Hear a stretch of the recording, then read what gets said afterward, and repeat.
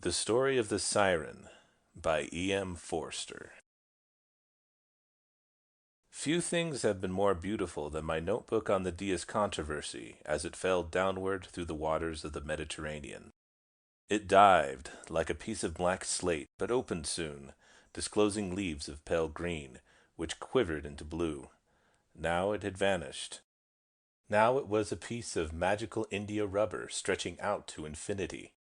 Now it was a book again, but bigger than the book of all knowledge. It grew more fantastic as it reached the bottom, where a puff of sand welcomed it and obscured it from view. But it reappeared, quite sane though a little tremulous, lying decently open on its back, while unseen fingers fidgeted among its leaves. "It is such a pity," said my aunt, "that you will not finish your work in the hotel. Then you would be free to enjoy yourself, and this would never have happened." "Nothing of it but will change into something rich and strange," warbled the chaplain, while his sister said, "Why, it's gone into the water." As for the boatmen, one of them laughed, while the other, without a word of warning, stood up and began to take his clothes off. "Holy Moses!" cried the colonel. "Is the fellow mad?" "Yes, thank him, dear," said my aunt. "That is to say, tell him he is very kind, but perhaps another time." "All the same, I do want my book back," I complained. "It's for my fellowship dissertation. There won't be much left of it by another time." "I have an idea," said some woman or other through her parasol. "Let us leave this child of nature to dive for the book while we go on to the other grotto. We can land him either on this rock or on the ledge inside, and he will be ready when we return." The idea seemed good, and I improved it by saying I would be left behind too to lighten the boat. So the two of us were deposited outside the little grotto on a great sunlit rock that guarded the harmonies within. Let us call them blue, though they suggest rather the spirit of what is clean. Cleanliness passed from the domestic to the sublime, the cleanliness of all the sea gathered together and radiating light. The blue grotto at Capri contains only more blue water, not bluer water. That color and that spirit is the heritage of every cave in the Mediterranean, into which the sun can shine and the sea flow. As soon as the boat left, I realized how imprudent I had been to trust myself on a sloping rock with an unknown Sicilian. With a jerk he became alive, seizing my arm and saying, "Go to the end of the grotto, and I will show you something beautiful." He made me jump off the rock onto the ledge over a dazzling crack of sea. He drew me away from the light till I was standing on the tiny beach of sand, which emerged like powdered turquoise at the further end. There he left me with his clothes, and returned swiftly to the summit of the entrance rock. For a moment he stood naked in the brilliant sun, looking down at the spot where the book lay. Then he crossed himself, raised his hands above his head, and dived. If the book was wonderful, the man is past all description. His effect was that of a silver statue, alive beneath the sea, through whom life throbbed in blue and green. Something infinitely happy, infinitely wise. But it was impossible that it should emerge from the depths, sunburnt and dripping, holding the notebook on the Diaz controversy between its teeth. A gratuity is generally expected by those who bathe. Whatever I offered, he was sure to want more, and I was disinclined for an argument in a place so beautiful and also so solitary. It was a relief that he should say in conversational tones, "In a place like this one might see the Siren." I was delighted with him for thus falling into the key of his surroundings. We had been left together in a magic world, apart from all commonplaces that are called reality. A world of blue, whose floor was the sea, and whose wall and roof of rock trembled with the sea's reflections. Here only the fantastic would be tolerable, and it was in that spirit that I echoed his words. One might easily see the Siren. He watched me curiously while he dressed. I was parting the sticky leaves of the notebook as I sat on the strip of sand. "Ah!" he said at last. "You may have read the little book that was printed last year. Who would have thought that our Siren would have given foreigners pleasure?" I read it afterwards. Its account is not unnaturally incomplete, in spite of there being a woodcut of the young person and the words of her song. "She comes out of this blue water, doesn't she?" I suggested, "and sits on the rock at the entrance, combing her hair."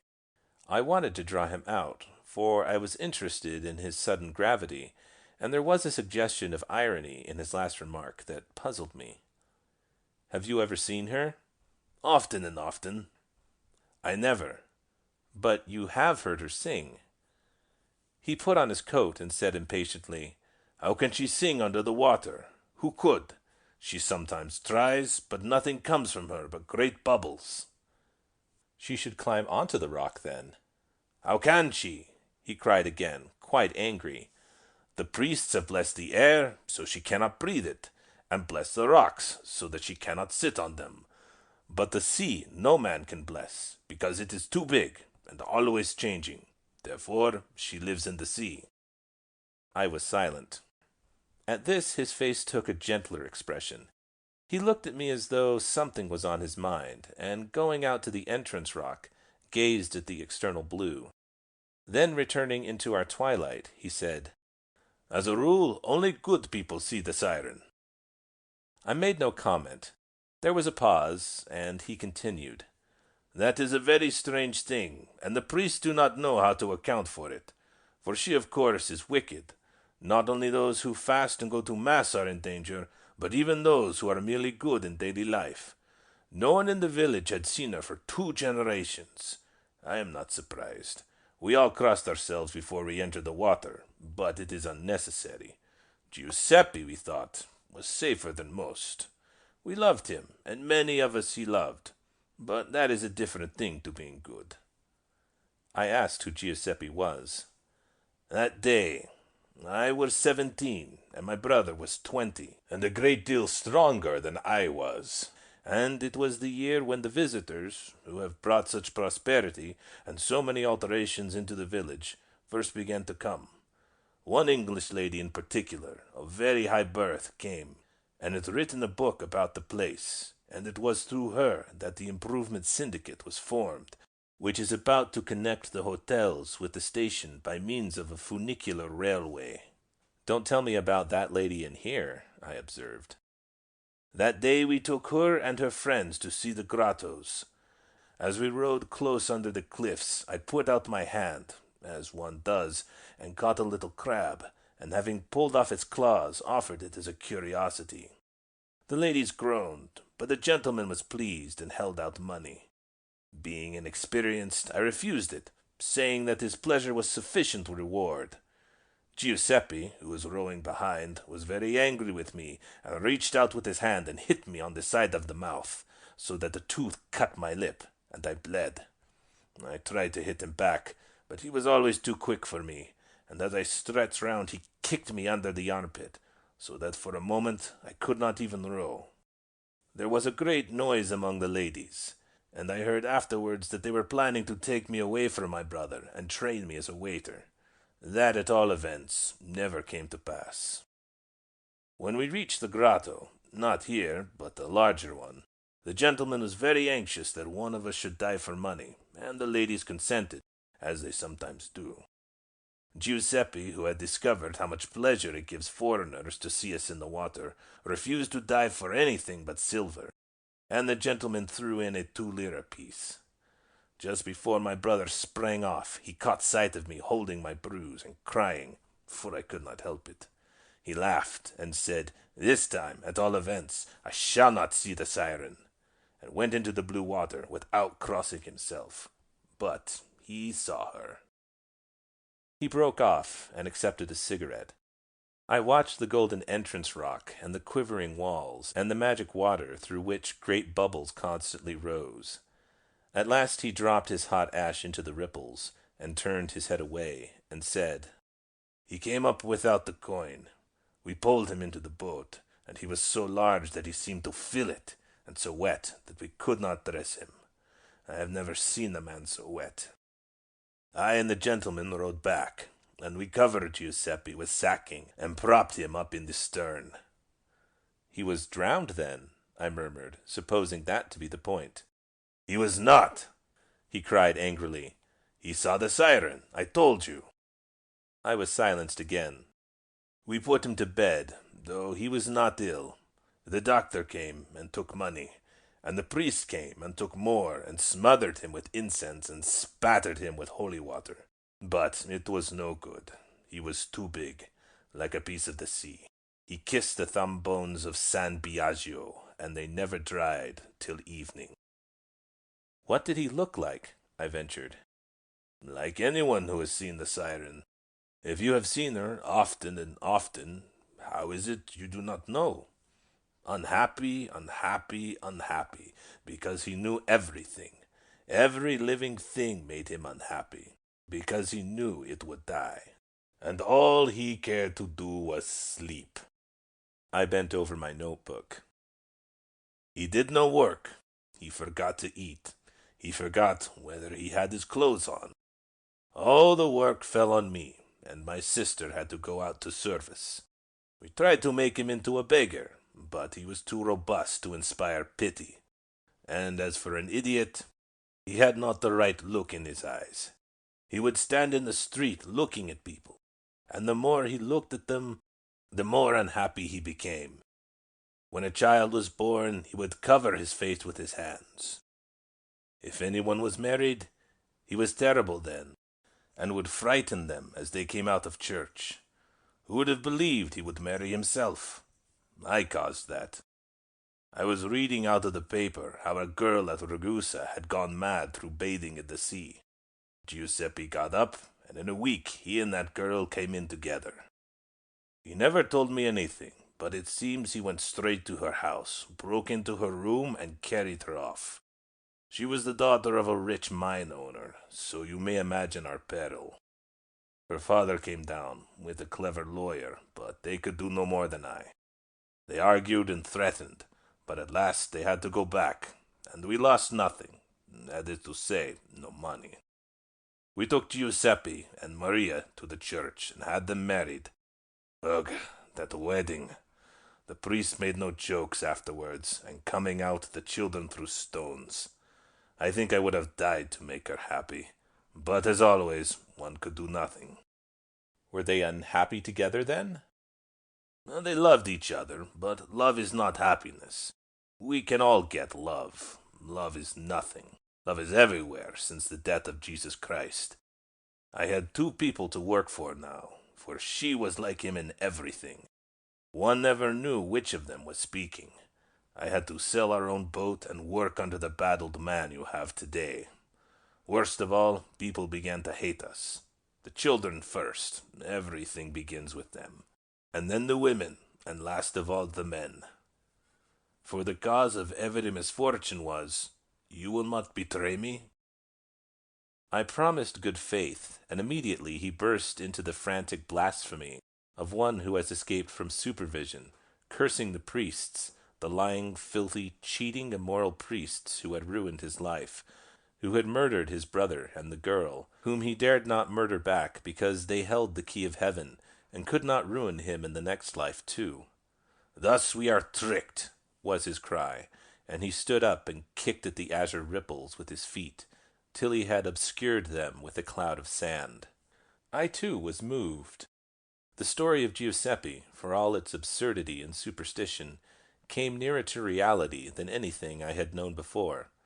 I don't know why, but it filled me with desire to help others, the greatest of all our desires, I suppose, and the most fruitless. The desire soon passed. She was about to have a child. That was the end of everything. People said to me, "When will your charming nephew be born? What a cheerful, attractive child he will be, with such a father and mother." I kept my face steady, and replied, "I think he may be. Out of sadness shall come gladness. It is one of our proverbs." And my answer frightened them very much, and they told the priests, who were frightened too. Then the whisper started that the child would be Antichrist. You need not be afraid. He was never born. An old witch began to prophesy, and no one stopped her. Giuseppe and the girl, she said, had silent devils, who could do little harm. but the child would always be speaking and laughing and perverting. And last of all he would go into the sea and fetch up the siren into the air, and all the world would see her and hear her sing. As soon as she sang, the 7 vials would be opened, and the Pope would die, and Montebello flame, and the veil of Santa Agata would be burnt. Then the boy and the siren would marry, and together they would rule the world for ever and ever. The whole village was in tumult, and the hotel keepers became alarmed, for the tourist season was just beginning. They met together and decided that Giuseppe and the girl must be sent inland until the child was born, and they subscribed the money. The night before they were to start, there was a full moon and wind from the east, and all along the coast the sea shot up over the cliffs in silver clouds. It is a wonderful sight, and Maria said she must see it once more. "Do not go," I said. "I saw the priest go by, and someone with him, and the hotel keepers do not like you to be seen, and if we displease them, also we shall starve." "I want to go," she replied. "The sea is stormy, and I may never feel it again." "No, he is right," said Giuseppe. "Do not go, or let one of us go with you." "I want to go alone," she said, and she went alone. I tied up their luggage in a piece of cloth, and then I was so unhappy at thinking that I should lose them, that I went and sat down by my brother, and put my arm round his neck, and he put his arm round me, which he had not done for more than a year. And we remained thus, I don't remember how long. Suddenly the door flew open, and moonlight and wind came in together, and a child's voice said, laughing, "They have pushed her over the cliffs into the sea." I stepped to the drawer where I keep my knives, and the child ran away. "Sit down again," said Giuseppe. Giuseppe of all people. "If she is dead, why should others die too?" "I guess who it is," I cried, "and I will kill him." I was almost out of the door, but he tripped me up, and kneeling upon me, took hold of both my hands, and sprained my wrists, first my right one, then my left. No one but Giuseppe would have thought of such a thing. It hurt more than you would suppose, and I fainted. When I woke up, he was gone, and I have never seen him again. But Giuseppe disgusted me. "I told you he was wicked," he said. "No one would have expected him to see the siren." "How do you know he did see her, then?"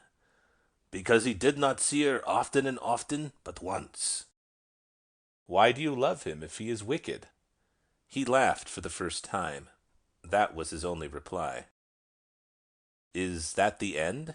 I asked, feeling curiously ashamed. "I never killed her murderer, for by the time my wrists were well, he was in America, and one cannot kill a priest.